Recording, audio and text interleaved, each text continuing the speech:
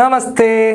10ാം ക്ലാസ്സിലെ 10ാമത്തെ പാഠം അല്ലേ, നമ്മുടെ അവസാനത്തെ പാഠം, ടെക്സ്റ്റ് ബുക്കിലുള്ള ലാസ്റ്റ് പാഠമാണ് മക്കളെ. ശിക്ഷാനുശാസനം എന്നാണ് ആ പാഠത്തിൻ്റെ പേര്. അപ്പോൾ 10ാം ക്ലാസ്സിലെ ദശമഹാപാഠ ശിക്ഷാനുശാസനം കൂടി നമ്മളിതാ ഉഷാറായി പഠിക്കാൻ പോവാണ്. ചെറിയൊരു പാഠമാണ്. അതുകൂടി കഴിഞ്ഞാൽ നിങ്ങളുടെ പണി എന്താ? മോഡൽ എക്സാം ഇതാ നമ്മുടെ ഡോർ സ്റ്റെപ്പ്, പടിവാതിൽ മുട്ടി വിളിച്ചപ്പോൾ കുറച്ച് നിമിഷങ്ങളേ ഉള്ളൂ മോഡൽ എക്സാം എത്താൻ. അപ്പോൾ എന്ത് ചെയ്യണം? ഇതുവരെയുള്ള എല്ലാ പാഠങ്ങളും എൻ്റെ മക്കൾ നന്നായിരുന്ന് പഠിക്കുക. അപ്പോൾ ദശമഹാപാഠ നമുക്ക് നേരെ വായിക്കാം. ശിക്ഷാനുശാസനം, ശിക്ഷ കൂട്ടണം അനുശാസനം അല്ലേ. ശിക്ഷാനുശാസനത്തിൽ എന്താ പറയുന്നത്? നമുക്ക് പാഠപ്രവേശം വായിക്കാം. സത്യമേവ ജയത്തെ, സത്യമേവ ജയത്തെ, സത്യം തന്നെ ജയിക്കുള്ളൂ അല്ലേ. അഹം ബ്രഹ്മാസ്മി, ഞാനാണ് ബ്രഹ്മം, ഞാൻ ബ്രഹ്മമാകുന്നു. തത്വമസി, തത് ത്വം അസി, അത് നീ ആകുന്നു, തത്വമസി. ഇത്യാദീനി സൂക്താനി ഭവന്തഃ പൂർവം ശ്രുതവന്തഃ കില. ഇങ്ങനെയുള്ള സൂക്തങ്ങൾ, ഇങ്ങനെയുള്ള വരികളും ശ്ലോകങ്ങളും ആപ്തവാക്യങ്ങളും മോട്ടോസ് അല്ലേ, ധ്യേയവാക്യങ്ങളൊക്കെ നിങ്ങൾ കേട്ടിട്ടുണ്ടോ? ഉണ്ട്. തത്വമസി, അഹം ബ്രഹ്മാസ്മി, സത്യമേവ ജയത, ഇതൊക്കെ നമ്മൾ കേട്ടിട്ടുണ്ട്, കണ്ടിട്ടുണ്ട് അല്ലേ. ഏതാനി സൂക്താനി അസ്മത് സംസ്കൃതേഹേ ദിശാസൂചകാനി ഭവന്തി. അപ്പോൾ ഇങ്ങനെയുള്ള ഈ സൂക്തങ്ങളൊക്കെ നമ്മുടെ സംസ്കാരത്തിൽ, നമ്മുടെ കൾച്ചറിൽ നമുക്ക് ദിശാസൂചകങ്ങളാണ് അല്ലേ. നമ്മുടെ സംസ്കാരത്തിൻ്റെ ദിശാസൂചകങ്ങളാണ്, സംസ്കാരത്തിനെ വഴികാട്ടുന്നതാണ്, സംസ്കാരത്തിൻ്റെ മഹത്വത്തെ സൂചിപ്പിക്കുന്നതാണ്. പിന്നെയോ വാക്യാനീമാനി ഉപനിഷത്സു വർത്തന്തെ, വാക്യാനീമാനി ഉപനിഷത്സു വർത്തന്തെ. ഇങ്ങനെയുള്ള വാക്യങ്ങൾ ഉപനിഷത്തുകളിൽ കാണപ്പെടുന്നുണ്ട് അല്ലേ. ഈ സത്യമേവ തത്വമസി ഉൾപ്പെടെയുള്ള വാക്യങ്ങളൊക്കെ ഓരോ ഉപനിഷത്തിൽ നിന്നൊക്കെ എടുത്തതാണ്. അപ്പോൾ ഉപനിഷത്തിലാണ് ഇങ്ങനെയുള്ള വാക്കുകളൊക്കെ കാണുന്നത്. വിവിധാനാം സംസ്ഥാനാം ധ്യേയവാക്യത്വേന സ്വീകൃതാനി ഇമാനി. അപ്പോൾ വിവിധങ്ങളായ സംസ്ഥകൾ, ഒരുപാട് ഇൻസ്റ്റിറ്റ്യൂഷൻസ് അല്ലേ, ഒരുപാട് ഇൻസ്റ്റിറ്റ്യൂഷൻസ്, സെവറൽ സ്ഥാപനങ്ങൾ, സെവറൽ ഇൻസ്റ്റിറ്റ്യൂഷൻസ് ധ്യേയവാക്യങ്ങളായിട്ട് അവരുടെ മോട്ടോ, അവരുടെ ടാഗ് ലൈൻ, അവരുടെ മോട്ടോ ധ്യേയവാക്യങ്ങളായിട്ട്, സ്ലോഗൻ, മുദ്രാവാക്യമൊക്കെ ആയിട്ട് ഇങ്ങനെയുള്ള വാക്യങ്ങൾ എടുത്തിട്ടുണ്ട് അല്ലേ. അപ്പോൾ നിങ്ങൾ ഭാരത സർക്കാരിൻ്റെ ഇത് നോക്കിക്കഴിഞ്ഞാൽ നിങ്ങൾക്ക് സത്യമേവ ജയത്തെ എന്ന് കാണാം. അപ്പോൾ ഭാരത സർക്കാർ എന്ന് പറയുന്ന ആ ഒരു ഗവേണിംഗ്, ആ ഒരു സ്ഥാപനം എന്തെടുത്തിട്ടുണ്ട്? സത്യമേവ ജയത എന്ന് പറയുന്ന ആ ഒരു ലൈൻ ഒരു മോട്ടോ ആയിട്ട് എടുത്തിട്ടുണ്ട്. തത്വമസി എവിടെ കാണും? നിങ്ങൾ ശബരിമലയിൽ പോയി കഴിഞ്ഞാൽ നിങ്ങൾക്ക് ഛാന്തോഗ്യോപനിഷത്തിൽ നിന്നെടുത്തിട്ടുള്ള തത്വമസി എന്ന് പറയുന്ന വാക്യം നിങ്ങൾക്ക് കാണാൻ പറ്റും. പ്രസിദ്ധാഃ കാശ്ചന അന്യാഃ സൂക്തിഃ പരിചിനുമഃ. അപ്പോൾ അങ്ങനെയുള്ള ഫേമസ് ആയിട്ടുള്ള കുറച്ച് സൂക്തങ്ങൾ നമുക്ക് പരിചയപ്പെടാം. സത്യമേവ ജയത്തെ, അഹം ബ്രഹ്മാസ്മി, തത്വമസി എന്നീ സൂക്തവാക്യങ്ങൾ നിങ്ങൾ മുമ്പേ കേട്ടിട്ടുണ്ടല്ലോ. ഈ വാക്യങ്ങൾ നമ്മുടെ സംസ്കാരത്തിൻ്റെ മഹത്വം സൂചിപ്പിക്കുന്നവയാണ്. ഇവ ഉപനിഷത്തുക്കളിൽ കാണപ്പെടുന്നു. വിവിധ സ്ഥാപനങ്ങൾ തങ്ങളുടെ ലക്ഷ്യവാക്യങ്ങളായി ഇവ സ്വീകരിച്ചിട്ടുണ്ട്. ഇനിയും ചില പ്രസിദ്ധങ്ങളായ സൂക്തങ്ങളെ നമുക്ക് പരിചയപ്പെടാം. ആമുഖം നോക്കിയേ, വളരെ ഇമ്പോർട്ടൻ്റ് ആയ ഒരു ആമുഖമാണ് കേട്ടോ, ശ്രദ്ധിക്കണേ. സംസ്കൃത സാഹിത്യം വൈദികം ലൗകികം ചേതി ദ്വിവിധം ഭവതി. സംസ്കൃത സാഹിത്യം ലൗകികമെന്നും വൈദികമെന്നും രണ്ട് തരമുണ്ട്. വൈദികം, ലൗകികം. ഫസ്റ്റ് വൺ വൈദികം, സെക്കൻഡ് ലൗകികം. അപ്പോൾ സംസ്കൃതം എത്രയുണ്ട്? രണ്ടുണ്ട്. ഏതൊക്കെയാണ്? വൈദിക സംസ്കൃതം, വേദങ്ങൾ എഴുതപ്പെട്ട വേദഭാഷയായ വൈദിക സംസ്കൃതം, ഏൻഷ്യൻറ്റ് അല്ലേ, ആദ്യ കാലഘട്ടത്തിൽ വേദങ്ങളൊക്കെ എഴുതിയ ഭാഷയെ നമ്മൾ വേദഭാഷ എന്ന് വിളിക്കും അല്ലേ. വേദത്തിന് തുടർച്ചയായിട്ട് വേദാന്തങ്ങളുണ്ട്, വേദാംഗങ്ങളുണ്ട് അല്ലേ. അപ്പോൾ ഈ വേദാന്തം പറയുന്നത്, വേദാംഗം പറയുന്നത്, വേദം പറയുന്ന വേദഭാഷയാണ് വൈദിക ഭാഷ. അപ്പോൾ വൈദിക സംസ്കൃതം എന്ന് പറഞ്ഞിട്ടൊരു സംസ്കൃതത്തിൻ്റെ ആദ്യത്തെ ഒരു പാർട്ടുണ്ട്. പിന്നത്തെ സംസ്കൃതം എന്ന് പറയുന്നത് എന്താണ്? നമ്മൾ ഡേ ടു ഡേ ലൈഫിൽ ലൗകികമായിട്ട് നമ്മൾ കാവ്യങ്ങളും കവിതകളും ഒക്കെ പഠിക്കില്ലേ, അങ്ങനെ സിമ്പിളായിട്ടുള്ള സംസ്കൃതത്തിൽ ലൗകിക സംസ്കൃതം എന്ന് പറയുമ്പോൾ സംസ്കൃത സാഹിത്യം തന്നെ രണ്ട് തരമുള്ളത്. വൈദിക സംസ്കൃതവും പറഞ്ഞേ ലൗകിക സംസ്കൃതവും. ഓക്കെ, വേദം, ലോകം, ലൗകികം, വൈദികം. ലൗകിക സാഹിത്യേ മഹാകാവ്യ നാടകാദീനി പ്രസിദ്ധാനി ഭവന്തി. എന്തൊക്കെയാണ് ലൗകിക സാഹിത്യത്തിൽ ഫേമസ് ആയിട്ടുള്ളത്? ലൗകിക സാഹിത്യത്തിൽ ഫേമസ് ആയിട്ടുള്ളത് മഹാകാവ്യ നാടകങ്ങളാണ്. മഹാകാവ്യങ്ങളും അതുപോലെ നാടകങ്ങളും ഒക്കെ ഫേമസ് ആണ് അല്ലേ. വൈദിക സാഹിത്യത്തിൽ എന്താ പ്രസിദ്ധം? വൈദിക സാഹിത്യേ വേദാഹ വേദങ്ങൾ, വേദാംഗാനി വേദാംഗങ്ങൾ, വേദാംഗങ്ങളുണ്ട് വേദാന്തങ്ങളുണ്ട്, വേദാംഗങ്ങൾ, ഉപനിഷദഃ ച പ്രസിദ്ധാനി ഉപനിഷത്തുകളും ഫേമസ് ആണ്. ഉപനിഷത്തുക്കളെ നമ്മൾ വേദാന്തം എന്ന് പറയാറുണ്ടല്ലേ. അപ്പോൾ മഹാകാവ്യേഭ്യഃ സ്വീകൃതാനി കാനിചന സുഭാഷിതാനി. ശ്രദ്ധിക്കണം, വേദങ്ങൾ, വേദാംഗങ്ങൾ, വേദാന്തങ്ങൾ, അതായത് വേദങ്ങൾ, വേദാംഗങ്ങൾ, ഉപനിഷത്തുകൾ ഇവ ഫേമസ് ആണ്. മഹാകാവ്യേഭ്യഃ സ്വീകൃതാനി കാനിചന സുഭാഷിതാനി പൂർവസ്മിൻ പാഠേ പഠിതവന്തഃ. നമ്മൾ 9ാമത്തെ പാഠം ദ്രഷ്ടവ്യം ശാസ്ത്ര ചക്ഷുഷ പഠിച്ചപ്പോൾ മഹാകാവ്യങ്ങളിൽ നിന്നെടുത്ത ഫേമസ് ആയിട്ടുള്ള സുഭാഷിതങ്ങൾ പഠിച്ചു അല്ലേ. നമ്മൾ ബുദ്ധചരിതത്തിൽ നിന്ന് പഠിച്ചിരുന്നു, കിരാതാർജുനീയത്തിൽ നിന്ന് പഠിച്ചിരുന്നു, മാളവികാഗ്നിമിത്രത്തിൽ നിന്ന് പഠിച്ചിരുന്നു, ഓർമ്മയുണ്ടല്ലോ. ഇദാനീം വേദാനാം അന്തഃ ഇത്യർത്ഥേ വേദാന്ത ഇതി പ്രസിദ്ധാം ഉപനിഷദം പരിജിനുമഃ. അപ്പോൾ നമ്മൾ 10ാമത്തെ പാഠത്തിൽ പഠിക്കാൻ പോകുന്നത് എന്താണ്? മഹാകാവ്യങ്ങളല്ല, അതായത് ലൗകിക സാഹിത്യമല്ല, നമ്മൾ വൈദിക സാഹിത്യമാണ് പഠിക്കാൻ പോകുന്നത്. എന്താ വൈദിക സാഹിത്യം? വേദങ്ങൾ, വേദാംഗങ്ങൾ, വേദാന്തങ്ങൾ. അപ്പോൾ ഈ അധ്യായത്തിൽ 10ാമത്തെ ദശമഃ പാഠഃ, ഈ ശിക്ഷാനുശാസനം എന്ന് പറയുന്ന അധ്യായത്തിൽ വേദാനാം അന്തഃ ഇത്യർത്ഥേ, വേദങ്ങളുടെ എൻഡ്, വേദങ്ങളുടെ അന്തം അല്ലേ, വേദങ്ങളുടെ അവസാനം അല്ലെങ്കിൽ വേദങ്ങളുടെ ഒരു എക്സ്റ്റെൻഡഡ് വേർഷനായിട്ട് വേദങ്ങളെക്കുറിച്ച്, വേദങ്ങളുടെ അന്തമായിട്ട് കാണിച്ചിരിക്കുന്നതാണ് വേദാന്തങ്ങൾ. അപ്പോൾ വേദങ്ങളെക്കുറിച്ചുള്ള, വേദങ്ങൾ പറഞ്ഞിരിക്കുന്ന തത്വങ്ങളുടെ ഒരു ഡീറ്റെയിൽഡ് ആയിട്ടുള്ള എക്സ്പ്ലനേഷൻ ആയിട്ട് നമുക്ക് കാണാൻ പറ്റുന്ന ഉപനിഷത്തുക്കളെയാണ് നമ്മൾ എന്ത് വിളിക്കുന്നത്? വേദങ്ങളുടെ അന്തം എന്ന് വിളിക്കുന്നത്. അപ്പോൾ വേദാന്തം എന്ന് പറയുന്നത് സത്യത്തിൽ ഉപനിഷത്താണ്. അപ്പോൾ വേദാന്തം ഈസ് ഈക്വൽ ടു ഉപനിഷത്ത്. അപ്പോൾ എന്താണ് ഉപനിഷത്ത് എന്ന് ചോദിച്ചാൽ എന്ത് പറയും? ഉപനിഷത്ത് എന്ന് പറഞ്ഞുള്ളത് വേദാന്തമാണ്. അപ്പോൾ ഈ ഒരു പാഠത്തിൽ നമ്മൾ വൈദിക സാഹിത്യം, വൈദിക സംസ്കൃത സാഹിത്യത്തിലെ വേദാന്തങ്ങളിലെ, അതായത് ഉപനിഷത്തുകളിലെ ചില ശ്ലോകങ്ങളാണ് പഠിക്കുന്നത്, ചില സൂക്തങ്ങളാണ് പഠിക്കുന്നത്. എന്താണ് ഈ വേദാന്തം? ഉപനിഷത്ത് നമ്മൾ പറയും പോത്തിനോട് വേദാന്തം ഓതിയിട്ട് കാര്യമില്ല. പോത്തിനോട് വേദാന്തം ഓതുക എന്ന് പറഞ്ഞാൽ പോത്തിനോട് ഉപനിഷത്ത് ഓതുക. ഉപനിഷത്ത് എന്ന് പറയുമ്പോൾ ഗുരുവിൻ്റെ അടുത്ത് ഇരുത്തി ശിഷ്യനെ പഠിപ്പിച്ചു കൊടുക്കുന്ന പ്രക്രിയയിൽ ഉപനിഷത്ത് പഠിപ്പിക്കും. അപ്പോൾ ഉപനിഷത്ത് അടുത്തിരുത്തി പഠിപ്പിക്കുക എന്നുള്ള അർത്ഥമുണ്ട്. അപ്പോൾ എന്തൊക്കെയാണ് ഉപനിഷത്തുകൾ? 108 ഉപനിഷത്തുക്കളൊക്കെ ഉണ്ടെങ്കിലും പ്രധാനമായിട്ട് ഉപനിഷത്തുക്കൾ എത്രയാണ്? 10 അല്ലേ. ദശോപനിഷദ, 10 ഉപനിഷത്തുക്കളാണ് ഫേമസ് ആയിട്ടുള്ളത്. ശങ്കരാചാര്യർ, ആദിശങ്കരൻ ഭാഷ്യം എഴുതിയിട്ടുണ്ടല്ലേ ഉപനിഷത്തുകൾക്ക്. അപ്പോൾ ശങ്കരാചാര്യരുടെ ഭാഷ്യമൊക്കെ 10 കുറിച്ചാണ്. പ്രധാനമായിട്ട് ദശോപനിഷത്തുക്കളാണ്. അതുകൊണ്ട് ഭഗവാൻ ഭാഷ്യകാരൻ നമ്മൾ ശങ്കരാചാര്യരെ വിളിക്കുന്നു. ഏതൊക്കെയാണ് പ്രധാനപ്പെട്ട 10 ഉപനിഷത്തുക്കൾ? ഏതൊക്കെയാണ്? ഈശകേന കഠ പ്രശ്നമുണ്ടക മാണ്ഡൂക്യ തൈത്തിരീയേതരേയ ഛാന്തോഗ്യ ബൃഹദാരണ്യകം. ഏതൊക്കെയാണ്? ഈശോപനിഷത്ത്, ഈശം, ഈശാവാസ്യോപനിഷത്ത് എന്നൊക്കെ നമ്മൾ പറയാമല്ലേ. ഈശോപനിഷത്ത്, കേനം, കേനോപനിഷത്ത്, കഠം, കഠോപനിഷത്ത് അല്ലേ. മാർക്കണ്ഡേയൻ്റെ കഥയൊക്കെ നിങ്ങൾക്ക് അറിയാലോ. പ്രശ്നം, പ്രശ്നോപനിഷത്ത്, മുണ്ടകം, മുണ്ടകോപനിഷത്ത്, മാണ്ഡൂക്യം, മാണ്ഡൂക്യോപനിഷത്ത്, യമദേവനുമായിട്ടുള്ള ചർച്ചയൊക്കെ നിങ്ങൾക്ക് അറിയാലോ. പിന്നെ തൈത്തരീയം, തൈത്തരീയോപനിഷത്ത്, ഐതരേയം, ഐതരയോപനിഷത്ത്, ഛാന്തോഗ്യം, ഛാന്തോഗ്യോപനിഷത്ത്, ബൃഹദാരണ്യകം ച പ്രസിദ്ധാഹ ദശോപനിഷദ. ഇങ്ങനെ പ്രസിദ്ധങ്ങളായ ദശ ഉപനിഷത്തുകൾ 10ാമത്തെ പാഠത്തിൽ പറയാണ് 10 പ്രധാന ഉപനിഷത്തുക്കളാണുള്ളത്. അപ്പോൾ പരീക്ഷയ്ക്കൊരു ചോദ്യം വരും, എത്ര ഉപനിഷത്തുകളാണ് പ്രധാനപ്പെട്ടത്? അപ്പോൾ ദശ ഉപനിഷദ. എല്ലാം പ്രധാനപ്പെട്ടതാണെങ്കിലും 10 കുറച്ചധികം പ്രാധാന്യമുണ്ട്. അപ്പം ദശോപനിഷദ, 10 ഉപനിഷത്തുക്കളാണ് നമുക്ക് പ്രധാനമായിട്ടുള്ളത്. ഈശം, കേനം, കഠം, പ്രശ്നം, മുണ്ടകം, മാണ്ഡൂക്യം, തൈത്തിരീയം, ഐതരേയം, ഛാന്തോഗ്യം, ബൃഹദാരണ്യകം. പൂർവികാണാം ഋഷിവര്യാണാം ദർശനാന്യേവ ഉപനിഷത്സു പ്രതിപാദിതോ വിഷയ.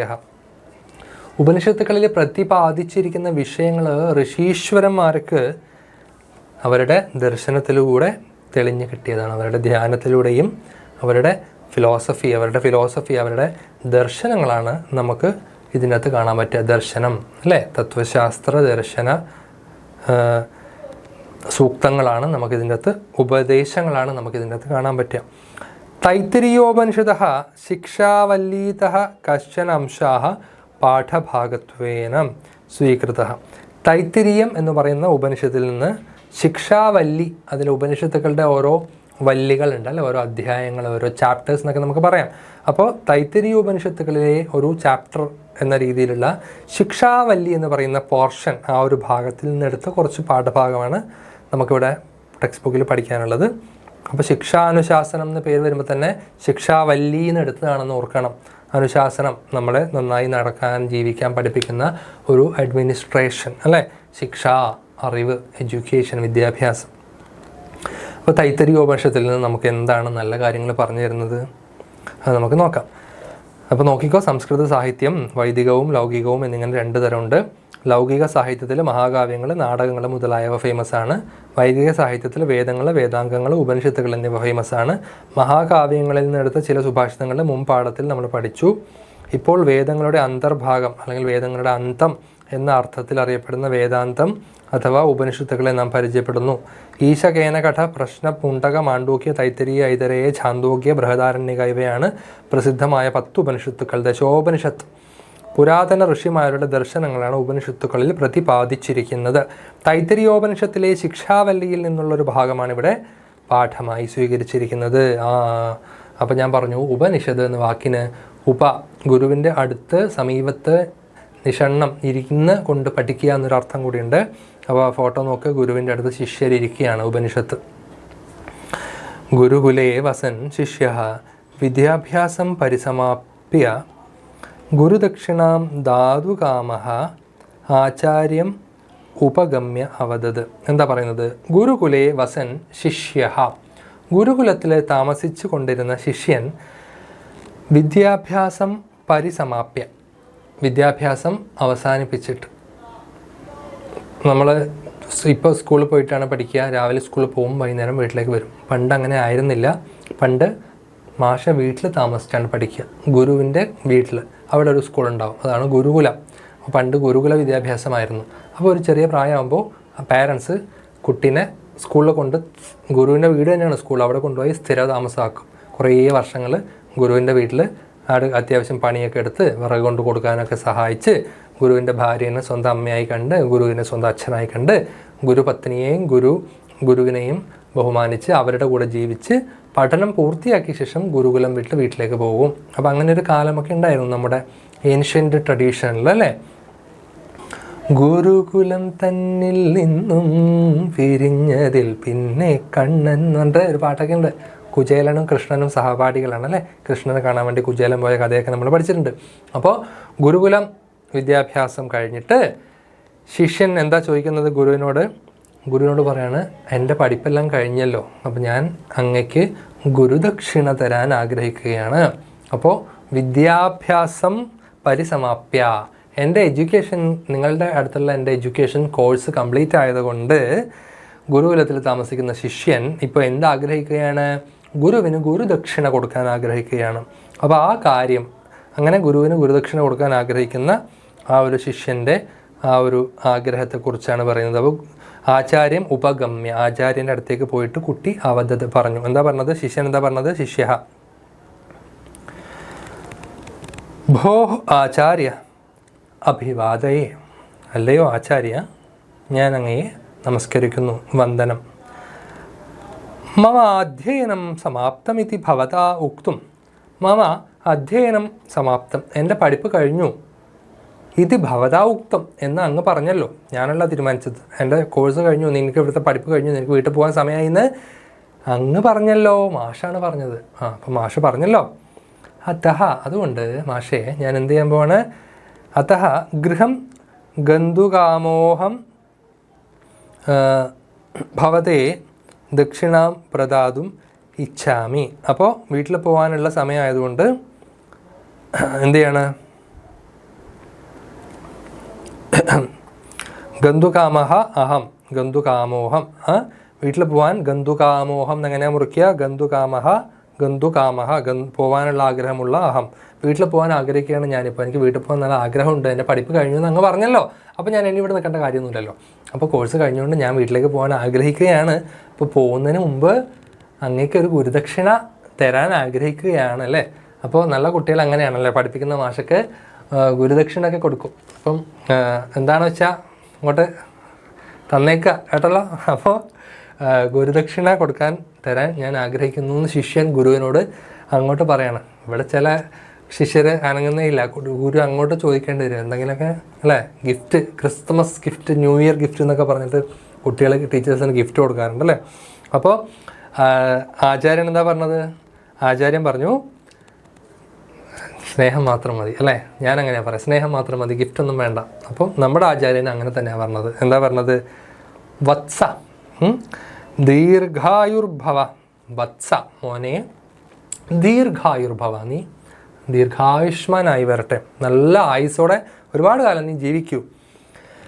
ഭവാദൃശാനാം ശിഷ്യാണാം സ്നേഹ ഏവ അസ്മാദൃശാനാം ആചാര്യാണാം ദക്ഷിണ. എന്താ മാഷ് പറഞ്ഞത്? ഭവാദൃശാണാം ശിഷ്യാണാം സ്നേഹ, നിന്നെപ്പോലെയുള്ള ഭവാദൃശാനാം നിന്നെപ്പോലെയുള്ള നിങ്ങളെപ്പോലെയുള്ള ശിഷ്യാണാം നിങ്ങളെപ്പോലെയുള്ള ശിഷ്യന്മാരുടെ സ്നേഹം തന്നെ, സ്നേഹ ഏവ. അപ്പം നിന്നെപ്പോലെയുള്ള ശിഷ്യന്മാരുടെ സ്നേഹം തന്നെയാണ് അസ്മാദൃശാനാം ആചാര്യാണാം ദക്ഷിണ, ഞങ്ങളെപ്പോലെയുള്ള മാഷന്മാരുടെ ഫീസ്. നിന്നെപ്പോലെയുള്ള നല്ല ശിഷ്യന്മാരുടെ ഈ സ്നേഹം ഉണ്ടല്ലോ, ആ സ്നേഹം തന്നെയാണ് ഞങ്ങളെപ്പോലെയുള്ള മാഷന്മാരുടെ ഫീസ്. ശരിയാണല്ലേ. ഇപ്പോൾ എവിടെയെങ്കിലുമൊക്കെ പോയി കഴിഞ്ഞാൽ കുട്ടികൾ ഓടി വന്നിട്ട് എക്സാം സെൻ്ററിലെ മാഷല്ലേ, ഞാൻ വീഡിയോ മാഷിൻ്റെ ക്ലാസ് ഞാൻ കാണാറാണ്, വീഡിയോ ഞാൻ യൂട്യൂബിൽ കാണാറുണ്ട്, മാഷിൻ്റെ ക്ലാസ് അടിപൊളിയാണ് കേട്ടോ എന്ന് പറയുമ്പോൾ കിട്ടുന്ന സന്തോഷം തന്നെയാണ് നമ്മുടെ ഫീസ് അല്ലേ. അപ്പോൾ നമുക്ക് വേറെ ഒന്നും വേണ്ട. ഒരു ദിവസം ഞാനിവിടെ കോഴിക്കോട് നിന്ന് കോളേജിൽ നിന്ന് ഞാൻ തിരിച്ചു പോകുമ്പോൾ ഒരു കുട്ടി ബസ്സിൽ ഇങ്ങനെ കുറേ നേരം നോക്കിക്കൊണ്ടിരിക്കുകയായിരുന്നു. കുറേ നേരം നോക്കുമ്പോൾ എനിക്ക് മനസ്സിലായി, അവൻ്റെ യൂണിഫോം കണ്ടപ്പോൾ എനിക്ക് മനസ്സിലായി ഇത് തന്നെ ആയിരിക്കും അവൻ ചോദിക്കാൻ വരുന്നത്. അത് ആദ്യമായിട്ടാണ് എന്നോടൊരു കുട്ടി അങ്ങനെ ചോദിക്കുന്നത്. കുറേ കഴിഞ്ഞപ്പോൾ അവൻ കുറേ നേരം നോക്കിയിട്ട് അവന് ധൈര്യമില്ല ചോദിക്കാൻ. അവൻ മെല്ലെ ചോദിച്ചിട്ട് പേരെന്താണെന്ന് ചോദിച്ചു. അപ്പോൾ ഞാൻ പേര് പറഞ്ഞപ്പോൾ അവൻ ചോദിച്ചു എക്സാം സെൻ്ററിലെ മാഷല്ലേ. എനിക്ക് വളരെ സന്തോഷമായി. എന്താണ് ആദ്യമായിട്ടാണ് ഒരു കുട്ടി അങ്ങനെ ചോദിക്കുന്നത്. അപ്പോൾ മെല്ലെ കുറേ കുട്ടികൾ ചോദിക്കുമ്പോൾ നമ്മൾ ആദ്യം ചോദിക്കുമ്പോൾ നമ്മൾ മറക്കും. ഒരുപാട് പേര് ചോദിക്കും, ആദ്യം ചോദിക്കുമ്പോൾ നമ്മൾ ഓർത്തു വെക്കും അല്ലേ. അപ്പോൾ നിങ്ങളെപ്പോലുള്ള കുട്ടികളുടെ ആ സ്നേഹം തന്നെയാണ് ഞങ്ങളെപ്പോലുള്ള അധ്യാപകരുടെ ഫീസ്. അതുകൊണ്ട് വേറെ ഒരു ഗുരുദക്ഷിണയൊന്നും വേണ്ട മോനേന്ന് ഗുരു പറഞ്ഞു. അപ്പോൾ ശിഷ്യ എന്താ പറഞ്ഞത്? ഏവം ചേത് മയാ കിം കരണീയം ഇതി ഉപദിശതു. അങ്ങനെയാണെങ്കിൽ ഞാൻ എന്താണ് ചെയ്യേണ്ടതെന്ന് അങ്ങ് പറയൂ. സ്നേഹം, ഓക്കെ, സ്നേഹം മനസ്സിലായി, സ്നേഹമുണ്ട്, എങ്കിലും ഞാൻ എന്തെങ്കിലും അങ്ങേക്ക് വേണ്ടി ചെയ്യാം. എന്താ ഞാൻ ചെയ്യേണ്ടത്? അപ്പോൾ ആചാര്യൻ എന്താ പറഞ്ഞത്? ആചാര്യൻ പറഞ്ഞു, ശിഷ്യ ത്വം സർവദാ സത്യം വദ ധർമ്മം ചര ത്വയാ സ്വാധ്യായാന്ന പ്രമദിതവ്യം ധർമാന്ന പ്രമദിതവ്യം. ഞാൻ എന്താണ് അങ്ങയ്ക്ക് വേണ്ടി ചെയ്യേണ്ടത്? ഇത്രയും വർഷം എന്നെ അങ്ങ് നന്നായി പഠിപ്പിച്ചു അല്ലേ, തൊണ്ട കീറി പഠിപ്പിച്ചു. ഞാൻ എന്താണ് അങ്ങയ്ക്ക് വേണ്ടി തിരിച്ച് ചെയ്യേണ്ടത്? അപ്പോൾ എൻ്റെ മക്കളോട് ഞാൻ പറയുന്ന പോലെ തന്നെയാണ് മാഷും പറഞ്ഞത്. ഈ ഗുരുവും ആചാര്യൻ എന്താ പറഞ്ഞത്? ശിഷ്യ ത്വം സർവദാ, നീ എല്ലായ്പ്പോഴും സത്യം വദ, സത്യം മാത്രം പറയുക, ധർമ്മം ചര, ധർമ്മം മാത്രം ചരിക്കുക, സത്യം വദ, ട്രൂത്ത്, ഓൾവേസ് സേ ട്രൂത്ത്, എപ്പോഴും സത്യം മാത്രം പറയുക, ധർമ്മം ആചരിക്കുക. നീ എന്ത് ആചരിക്കണം, എന്ത് പാലിക്കണം? സത്യവും നീതിയും ധർമ്മവും പാലിക്കണം. ധർമ്മം എന്നുള്ള വാക്കിന് ഒരുപാട് അർത്ഥമുണ്ട്. ധാർമ്മികമായിട്ടുള്ളത്, വളരെ ശരിയായിട്ടുള്ളത്, വളരെ റെസ്പോൺസിബിൾ ആയിട്ടുള്ളത് മാത്രം, നല്ലത് മാത്രം, മറ്റുള്ളവർക്ക് ദ്രോഹമാകാത്ത കാര്യങ്ങൾ മാത്രം നീ ചെയ്യുക. ത്വയാ സ്വാധ്യായാന്ന പ്രമദിതവ്യം, നീ സ്വന്തം സ്വാധ്യായം, സ്വന്തം അധ്യയനം, സ്വന്തം പഠിപ്പ് അല്ലെ, സ്വന്തം പഠനം ന പ്രമദിതവ്യം, ഒരിക്കലും അതിൽ എന്ത് ചെയ്യരുത്, നീ അതിൽ ഉഴപ്പ് കാണിക്കരുത് അല്ലേ, അലസത കാണിക്കരുത്. നീ പഠിക്കാനുള്ള മൈൻഡ് സെറ്റ് ഒന്നും ഒരിക്കലും മാറിപ്പോകരുത്, അലസനാവരുത്. ധർമാന പ്രമദിതവ്യം, നീ ധർമ്മത്തിൻ്റെ വഴിയിൽ നിന്ന്, സത്യത്തിൻ്റെയും ധർമ്മത്തിൻ്റെയും വഴിയിൽ നിന്ന് നീ തെറ്റി സഞ്ചരിക്കരുത്. എന്ന് പറഞ്ഞാൽ നീ കളവ് പറയരുത്, നീ തെറ്റായ കാര്യങ്ങൾ ചെയ്യരുത്, നീ മടിയനാവരുത്. ഇത് സത്യം പറയണം, ശരിയായതേ ചെയ്യാവൂ, നീ എപ്പോഴും പഠിക്കണം. അപ്പോൾ അധ്യായ ന പ്രമദിത, സ്വാധ്യായ ന പ്രമദിത, ന ചെയ്യരുത്, സ്വാധ്യായ ന പ്രമദിതവ്യം.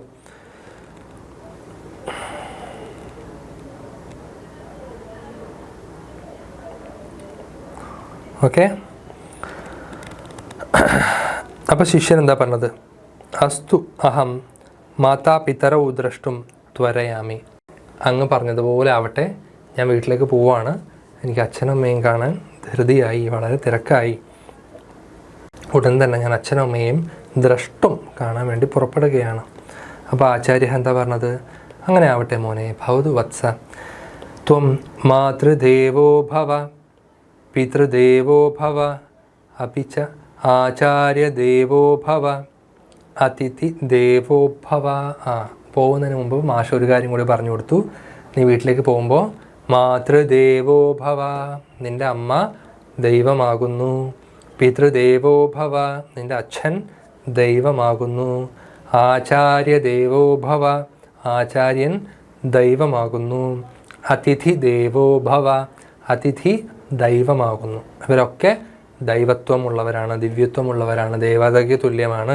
അപ്പോൾ നീ ഇവരൊക്കെ ബഹുമാനിക്കുക, അവർ പറയുന്ന നല്ല കാര്യങ്ങൾ ആക്സെപ്റ്റ് ചെയ്യുക, അനുസരിക്കുക. ശിഷ്യ പാഠം അഹം ആചാര്യം യഥാതഥം അനുതിഷ്ഠാമി. അപ്പോൾ കുട്ടി പറഞ്ഞു, തീർച്ചയായും ശരി, ഞാൻ അങ്ങ് പറയുന്നത് അതേപോലെ ഞാൻ അനുസരിച്ചോളാം. അപ്പോൾ നിങ്ങൾക്കൊരു സംശയം ഉണ്ടാവും, മാഷു പറയുന്നത് അതേപോലെ അനുസരിക്കാൻ പാടില്ല. കഴിഞ്ഞ ചാപ്റ്ററിൽ സുഭാഷിതം പഠിച്ചപ്പോൾ പറഞ്ഞു, നമ്മളെ ബുദ്ധിയിൽ നോക്കി വേണം പലതും ചെയ്യാൻ. അപ്പോൾ ഒരാൾ പറയുമ്പോൾ മാഷ് പറഞ്ഞു എന്ന് കരുതി അതേപോലെ അനുസരിക്കണമെന്നുണ്ടോ? അങ്ങനെ അനുസരിക്കണം എന്നല്ല, അല്ലേ? അപ്പോൾ ആചാര്യൻ ഒന്നുകൂടി അതിൻ്റെ ക്ലാരിഫിക്കേഷൻ കൊടുക്കുകയാണ്. മൈവം യാന്യസ്മാകം സുചരിതാനി താനി ത്വയോപാസ്യാനി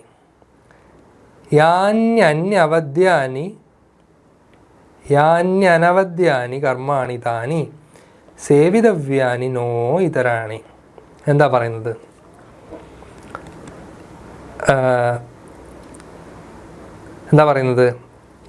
ഞാൻ ആചാര്യൻ്റെ ഉപദേശം പൂർണ്ണമായി പാലിക്കുന്നു പറയുമ്പോൾ എന്താ ആചാര്യൻ പറയുന്നത്? അങ്ങനെയല്ല, ഞങ്ങൾ ആചരിച്ച നല്ല പ്രവൃത്തികളെ നീ അനുസരിക്കാൻ പാടുള്ളൂ, ദോഷമില്ലാത്ത പ്രവൃത്തികളെയാണ് നീ സേവിക്കേണ്ടത്, മറ്റുള്ളവയല്ല.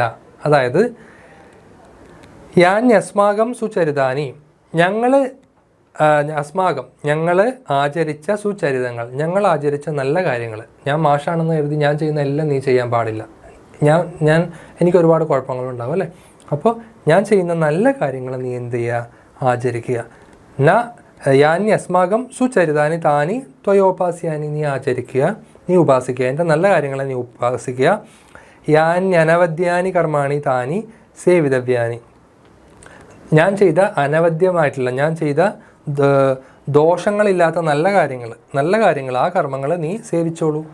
നോ ഇതരാണി, അല്ലാതെ ഒന്നും നീ ആക്സെപ്റ്റ് ചെയ്യണം. മാഷു പറഞ്ഞു എന്ന് കരുതി അച്ഛൻ ദൈവമാണെന്ന് പറഞ്ഞു, അച്ഛൻ പറയുന്ന എല്ലാം അങ്ങ് അനുസരിച്ചേക്കുക. മാഷു പറഞ്ഞു വീട്ടിൽ വരുന്ന അതിഥി ദൈവമാണ്, അപ്പോൾ അതിഥി വന്നിട്ട് പറയുന്നത് അതിഥി ദൈവമല്ലേ, ഞാൻ എല്ലാം അനുസരിച്ചേക്കുക. അങ്ങനെയല്ല. അപ്പോൾ എന്താ പറയുന്നത്? നല്ല കാര്യങ്ങൾ ആര് പറഞ്ഞാലും ആക്സെപ്റ്റ് ചെയ്യുക, നല്ലതല്ലാത്ത കാര്യങ്ങൾ ആര് പറഞ്ഞാലും ആക്സെപ്റ്റ് ചെയ്യുകയും വേണ്ടാന്ന് നമ്മളുടെ മാഷ് പറഞ്ഞു. ക്ലിയർ? അപ്പോൾ ശിഷ്യ ചോദിക്കുകയാണ്, മയാ ആർജിതാനി സർവാണി ഇതരേഭ്യ ദാതുമിച്ഛാമി. അപ്പോൾ ശിഷ്യൻ പറയാണ്, ഞാൻ പഠിച്ച കാര്യങ്ങളൊക്കെ ഞാൻ ഇതരേഭ്യ മറ്റുള്ളവർക്ക് കൊടുക്കാൻ ആഗ്രഹിക്കുകയാണ്. അല്ല, ഞാൻ ഒരുപാട് കാര്യങ്ങൾ പറഞ്ഞു, അല്ലേ? ഇപ്പം നമ്മൾ തന്നെ ഒരു സംസ്കൃതം ഒരു പാഠം പഠിക്കുമ്പോൾ എന്തൊക്കെ നല്ല കാര്യങ്ങളാണ് പറയുന്നത്, അല്ലേ? എന്തൊക്കെ ഉദാഹരണങ്ങളാണ് പറയുന്നത്. അപ്പം നിങ്ങൾക്ക് കുറേ കാര്യങ്ങൾ മനസ്സിലാവും, കുറേ കാര്യങ്ങൾ മനസ്സിലാവില്ല. അപ്പോൾ നിങ്ങൾക്ക് മനസ്സിലായ കാര്യങ്ങൾ ശിഷ്യൻ പറയുകയാണ്, എനിക്ക് കുറേ കാര്യങ്ങൾ മനസ്സിലായി, ഞാൻ അതെല്ലാം വേറെ ആളോട് പറഞ്ഞു കൊടുക്കാൻ പോവാണ്. അങ്ങനെ പറഞ്ഞു കൊടുക്കാൻ പാടണ്ട, അല്ലേ? അങ്ങനെ മനസ്സിലായ എല്ലാ കാര്യങ്ങളും പറഞ്ഞു കൊടുക്കാൻ പാടണ്ട. ദാതുമിച്ഛാമി, ഞാൻ കൊടുക്കാൻ ആഗ്രഹിക്കുകയാണ്. എനിക്കിപ്പോൾ കുറേ അറിവുണ്ടല്ലോ, ഞാൻ ആ അറിവ് എല്ലാവർക്കും കൊടുക്കാൻ ആഗ്രഹിക്കുകയാണ്. ഇപ്പം ഞാൻ തന്നെ നിങ്ങൾക്ക് എത്ര കാര്യങ്ങളാണ് പറഞ്ഞു തരുന്നത്, എന്നിട്ടോ യൂസ് ഉണ്ടോ? പഠിക്കുന്നുണ്ടോ? എല്ലാം കേൾക്കുന്നുണ്ടോ? അതിനിടയിൽ കമൻ്റ് ഇടാൻ പോവല്ലേ? അപ്പം മാഷ് പറഞ്ഞു, വത്സ മോനെ, യത് ദദാസി തത് ശ്രദ്ധയാ ദേയം. അപ്പോൾ എല്ലാ കാര്യങ്ങളും കൊടുക്കാൻ പോവാണെന്ന് പറഞ്ഞപ്പോൾ മറ്റുള്ളവർക്കും കൂടി കൊടുക്കാൻ പോവാണ്, കൊടുക്കുന്നത് നല്ല കാര്യമാണ് അല്ലേ. അപ്പോൾ എല്ലാ കാര്യങ്ങളും കൊടുക്കാൻ പോവാണെന്ന് പറഞ്ഞപ്പോൾ മാഷ് പറഞ്ഞു, മോനെ കൊടുക്കുന്നതൊക്കെ ശരി, പക്ഷേ യത് ദദാസി, നീ എന്ത് കൊടുത്താലും കൊടുക്കുമ്പോൾ നീ എന്ത് ചെയ്യണം, തത് ശ്രദ്ധയാ ദേയം, ശ്രദ്ധിച്ചും കണ്ടും കൊടുക്കുക, വളരെ ശ്രദ്ധിച്ച് കൊടുക്കുക അല്ലേ. നമ്മളെന്തോ പറയുമല്ലോ, എന്താണ്, ആറ്റിൽ കളഞ്ഞാലും അളന്ന് കളയണം എന്നല്ലേ. കുറേ പൈസ ഉണ്ട് എന്ന് കരുതി എല്ലാവർക്കും പൈസ എറിഞ്ഞു കൊടുക്കുക, അങ്ങനെയല്ല. കൊടുക്കുന്ന പൈസയും ഒന്ന് എണ്ണീട്ട് വേണം കൊടുക്കുക എന്ന് പറയും. അപ്പോൾ അതുപോലെ ആറ്റിൽ കൊണ്ട് കളഞ്ഞാലും അളന്ന് കളയണം എന്ന് പറയും. അല്ലെങ്കിൽ ഒരു കൈ കൊടുക്കുമ്പോൾ മറുകൈ അറിയരുത് എന്തൊക്കെ പറയാറുണ്ടല്ലോ മലയാളത്തിൽ. നീ എന്ത് കൊടുത്താലും ശ്രദ്ധിച്ച് കൊടുക്കുക. ശ്രദ്ധയാ ദേയം. അശ്രദ്ധയാദേയം. അശ്രദ്ധയാദേയം എന്ന് പറയുന്നത് എന്താണ്? അശ്രദ്ധമായി കൊടുക്കരുത്, ശ്രദ്ധിച്ച് കൊടുക്കണം. അശ്രദ്ധയാ അദേയം. അശ്രദ്ധയാ അദേയം. അശ്രദ്ധയാദേയം എന്ന് പറയുമ്പോൾ അശ്രദ്ധയോടെ കൊടുക്കരുത്. കൊടുക്കുമ്പോൾ ശ്രദ്ധിച്ചും കൊണ്ടും കൊടുക്കുക, ശ്രദ്ധിക്കാതെ കെയർലെസ് ആയിട്ട് കൊടുക്കരുത്. സോ എന്തെങ്കിലും കൊടുക്കുകയാണെങ്കിൽ ബി അവെയർ, കെയർഫുള്ളായിട്ട് കൊടുക്കുക, കെയർലെസ് ആയിട്ട് കൊടുക്കാൻ പാടില്ല. പാത്രം അറിഞ്ഞ് കൊടുക്കുക, അതാണ് ഞാൻ ആലോചിച്ചുകൊണ്ടിരിക്കുന്നത്. എന്തൊരു സാധനം ഉണ്ടല്ലോ മലയാളത്തിൽ, പാത്രം അറിഞ്ഞ് വിളമ്പുക എന്ന് പറയും. നമ്മൾ എന്തെങ്കിലും കൊടുക്കുമ്പോൾ അപ്പുറത്ത് നിൽക്കുന്ന ആൾക്ക് അതിനുള്ള അയാൾ അർഹത ഉണ്ടോ, അയാൾ ഡിസർവ് ചെയ്യുന്നുണ്ടോ നോക്കണം. നമ്മൾ ഒരാൾക്ക് എന്ത് കൊടുക്കുകയാണെങ്കിലും, പൈസ കൊടുക്കുകയാണെങ്കിലും, പായസം കൊടുക്കുകയാണെങ്കിലും, അറിവ് കൊടുക്കുകയാണെങ്കിലും, സ്നേഹം കൊടുക്കുകയാണെങ്കിലും അയാൾ അത് അർഹിക്കുന്നുണ്ടോ എന്ന് നോക്കുക, ഡിസേർവ് ചെയ്യുന്നുണ്ടോ എന്ന് നോക്കണം. ഓക്കെ, അങ്ങനെ കെയർലെസ് ആയിട്ടൊന്നും കൊടുക്കരുത്. പിന്നെ എന്താ ചെയ്യേണ്ടത്? ശ്രിയാ ദേയം. ശ്രദ്ധിച്ചും കണ്ടും കൊടുത്താൽ മാത്രം പോരാ, നമ്മൾ എന്ത് ചെയ്യണം? വളരെ ഐശ്വര്യത്തോടെ, വളരെ സമ്പത്തോടു കൂടി അതിനെ കൊടുക്കണം, വളരെ ഐശ്വര്യപൂർണ്ണം കൊടുക്കണം. ഹ്രിയാദേയം, വളരെ ശ്രേയസ്സോടു കൂടി ഐശ്വര്യത്തോടു കൂടി കൊടുക്കണം. ഭിയാദേയം, അത്യാവശ്യം ഭയത്തോടു കൂടി കൊടുക്കണം. ശ്രിയാദേയം നല്ല ഐശ്വര്യത്തോട് സമ്പത്തോടു കൂടി കൊടുക്കുക. ഹ്രിയാദേയം കുറച്ച് ലജ്ജയോടു കൂടി കൊടുക്കുക. ഭിയാദേയം ഭയത്തോടു കൂടി കൊടുക്കുക. സംവിധാദേയം വളരെ ബോധത്തോടു കൂടി കൊടുക്കുക. ഇതൊക്കെ ഉപനിഷത്ത് വാക്യങ്ങളാണ് കേട്ടോ. നമുക്കത് കുറച്ചുകൂടി ഡീറ്റെയിൽ ആയിട്ട് പറയാം. ശിഷ്യ, അപ്പോൾ ശിഷ്യൻ പറയാണ്, ആയിക്കോട്ടെ ഞാൻ കൊടുക്കുമ്പോൾ ശ്രദ്ധിച്ചും കണ്ടും കൊടുത്തോളാം, നാണത്തോടെ ലജ്ജയോടെ കൊടുത്തോളാം, ഭയത്തോടെ കൊടുത്തോളാം, സമ്പത്തോടെ ഐശ്വര്യത്തോടെ കൊടുത്തോളാം, ഭയഭക്തി ബഹുമാനത്തോടെ കൊടുത്തോളാം. അസ്തു ഇതഃ പരം വിചികിത്സ ഭവിഷ്യത്തി ചെയ്ത് കഥം പരിഹാര്യം. അപ്പോൾ ചക്കന് സംശയം, ശിഷ്യൻ എന്താ സംശയം? വിചികിത്സ. അപ്പോൾ എന്തെങ്കിലും ഇങ്ങനത്തെ എനിക്ക് ഡൗട്ട് വരുമ്പോൾ ഞാൻ എന്ത് ചെയ്യും? ഞാൻ നിങ്ങളുടെ ടീച്ചർ കോഴ്സെല്ലാം കഴിഞ്ഞ് ഞാൻ പുറത്തേക്ക് ഇറങ്ങിപ്പോയി അല്ലേ. അപ്പോൾ പുറത്തേക്ക് ഇറങ്ങി പോകുമ്പോൾ എനിക്ക് സംശയം വരുമല്ലോ പല കാര്യങ്ങളിലും. അപ്പോൾ മാഷുണ്ടോ ചോദിക്കാനില്ല, ഞാനിപ്പോൾ ഗുരുകുലത്തിലല്ല, അപ്പം എൻ്റെ അടുത്ത് മാഷില്ല. അപ്പോൾ ഞാൻ ആരോട് സംശയം ചോദിക്കും? അപ്പോൾ സംശയം വരുമ്പോൾ ഞാൻ എന്ത് ചെയ്യും?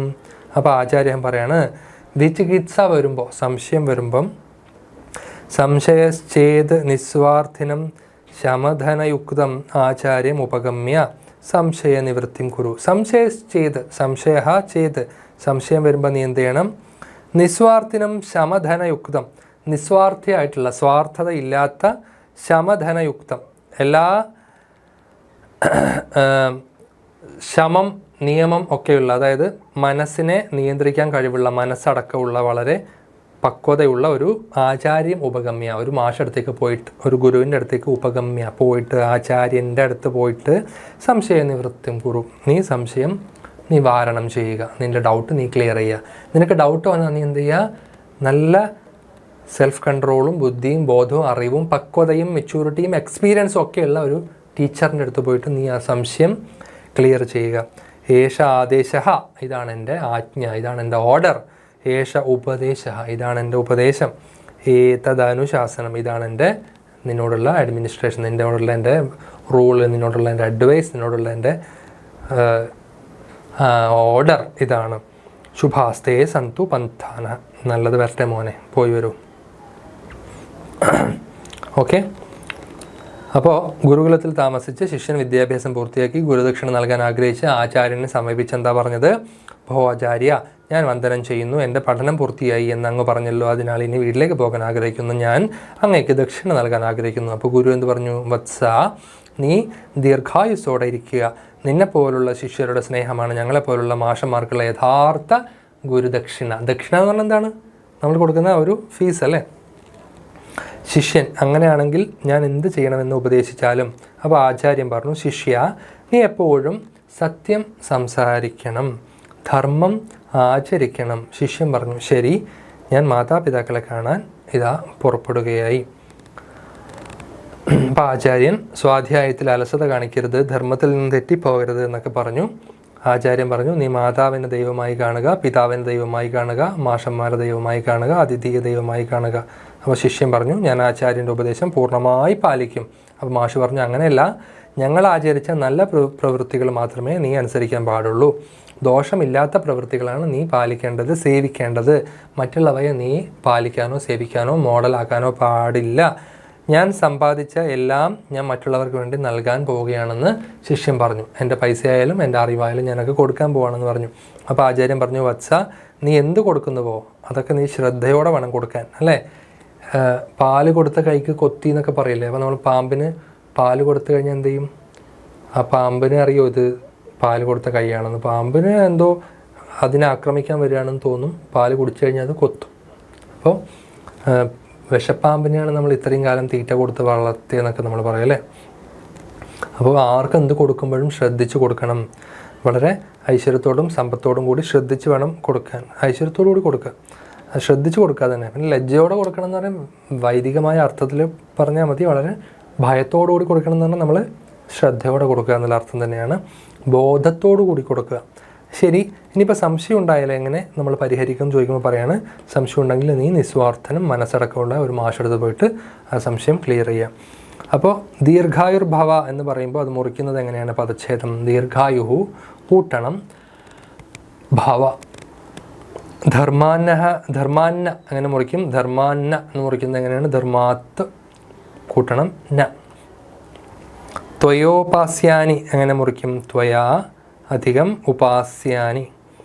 യാന്യസ്മാകം എങ്ങനെ മുറിക്കും? യാനി അസ്മാകം. യാന്യനവദ്യാനി എങ്ങനെ മുറിക്കും? യാനി അനവദ്യാനി. വാക്യാനീമാനി എങ്ങനെ മുറിക്കും? വാക്യാനി ഇമാനി. വാക്യാനി ഇമാനി ചേരുമ്പോൾ വാക്യാനീമാനി. ഗന്തുകാമോഹം എങ്ങനെ മുറിക്കും? ഗന്തുകാമഹ അഹം. ഗന്തുകാമോഹം ഗന്തുകാമോഹം. ഗന്തുകാമഹ അഹമാണ് ഗന്തുകാമോഹം. സംശയശ്ചേത്ത് എങ്ങനെ മുറിക്കും? സംശയ കൂട്ടണം ചേത്ത്. സംശയത്തിന് നമ്മൾ സന്ദേഹം എന്നും പറയും. ശുഭാസ്തേ എങ്ങനെ മുറിക്കും? ശുഭാഹ തേ. കണ്ടോ, സാ വരും. ശുഭാഹ തേ, ശുഭാസ്തേ. നമ്മൾ 9ാമത്തെ പാഠത്തിലും അങ്ങനെ ഒരു പദച്ഛേദത്തിൽ സാ വരുന്നത് പഠിച്ചിരുന്നു അല്ലേ. മമ അധ്യയനം എങ്ങനെ മുറിക്കും? മമ കൂട്ടണം അധ്യയനം. അശ്രദ്ധയാദേയം എങ്ങനെ മുറിക്കും? അശ്രദ്ധയാ കൂട്ടണം അദേയം. ഓക്കെ, അശ്രദ്ധയാ അദേയം. ശ്രദ്ധിക്കണം കേട്ടോ. അപ്പോൾ ഈ പാഠഭാഗം ശിഷ്യന് നമുക്കെല്ലാവർക്കും ജീവിതത്തിൽ പാലിക്കേണ്ട ധാർമ്മിക മൂല്യങ്ങളാണ് പഠിപ്പിക്കുന്നത് അല്ലേ. സത്യം, ധർമ്മം, സ്വാധ്യായം, മാതൃപിതൃഭക്തി, ഗുരുഭക്തി, അതിഥി സത്കാരം.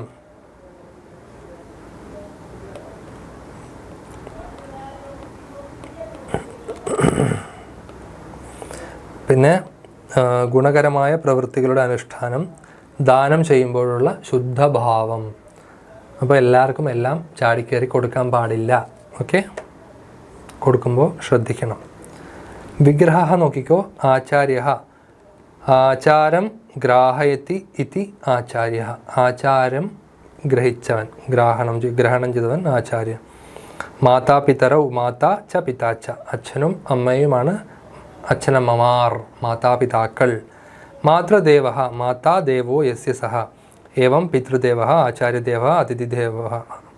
ലൗകികം ലോകേ വിദിതം. ലോകേ ഭവം. ലോകത്തിൽ വിധിക്കപ്പെട്ടിരിക്കുന്ന, ലോകത്തിലുള്ളത് ലൗകികമാണ്, ലോകത്തെ സംബന്ധിച്ചത്.